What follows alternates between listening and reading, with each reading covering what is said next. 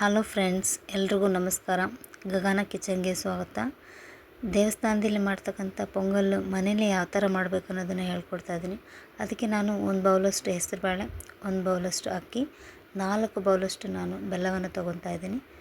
First ನಾವು ಒಂದು ಬಾಣಲಿಗೆ ತುಪ್ಪವನ್ನು ಹಾಕಿ ಗೋಡಂಬಿ ಮತ್ತು ದ್ರಾಕ್ಷಿನ ಗೋಲ್ಡನ್ ಕಲರ್ ಬರೋ ಥರ ಹುರ್ಕೊಂಡು ನಾವು ಸೈಡಲ್ಲಿ ಎತ್ತಿಟ್ಕೋಬೇಕು. ಪ್ಲೀಸ್ ನಮ್ಮ ಚಾನಲ್ನ ಸಬ್ಸ್ಕ್ರೈಬ್ ಮಾಡಿ, ಲೈಕ್ ಮಾಡಿ ಮತ್ತು ಶೇರ್ ಮಾಡಿ. ನೋಡಿ, ಅದೇ ಬಾಣಲಿಗೆ ನಾವು ಹೆಸರು ಬೇಳೆ ಹಾಕಿ ಗೋಲ್ಡನ್ ಕಲರ್ ಬರೋ ಥರ ಹುರ್ಕೋಬೇಕು.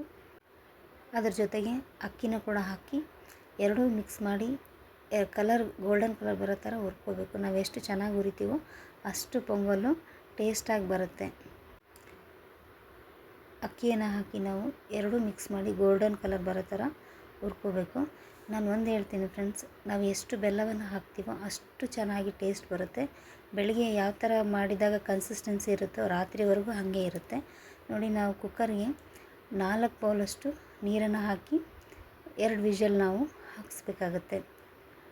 ನಂತರ ಒಂದು ಬೌಲಲ್ಲಿ ಬೆಲ್ಲವನ್ನು ಹಾಕಿ ನೀರು ಹಾಕಿ ಸ್ವಲ್ಪ ಕರಗಿಸ್ಬೇಕು. ಬೆಲ್ಲನ ಕರಗಿಸ್ಬಿಟ್ಟು ನಂತರ ಒಂದು ಬಾಣಲಿಗೆ ಅದನ್ನು ಸೋಸ್ಕೋಬೇಕು ಫ್ರೆಂಡ್ಸ್. ಬೆಲ್ಲನ ಸೋಸ್ಕೊಂಡಾಗ ಕಸ ಕಡ್ಡಿ ಎಲ್ಲ ಹೋಗ್ಬಿಡುತ್ತೆ. ನೀಟಾಗಿ ಸೋಸ್ಕೊಂಡು ನಂತರ ನಾವು ಕುಕ್ಕರ್ಗೆ ಏನು ಮಾಡ್ಕೊಂಡಿದ್ದೀವಲ್ಲ ಅದನ್ನು ಅನ್ನವನ್ನು ಪಾಕವನ್ನೇನು ಮಾಡ್ಕೊಂಡಿದ್ದೀವಲ್ಲ ಅದಕ್ಕೆ ಈ ಒಂದು ಅನ್ನವನ್ನು ಸೇರಿಸ್ಕೋಬೇಕು. ತುಂಬ ಚೆನ್ನಾಗಿ ಕಾಣಿಸ್ತಾ ಇದೆ ನೋಡಿ. ನಾವು ಎಷ್ಟು ಬೆಲ್ಲವನ್ನು ಹಾಕ್ತೀವೋ ಅಷ್ಟು ಚೆನ್ನಾಗಿ ಬರುತ್ತೆ ಪೊಂಗಲ್ ಇದು.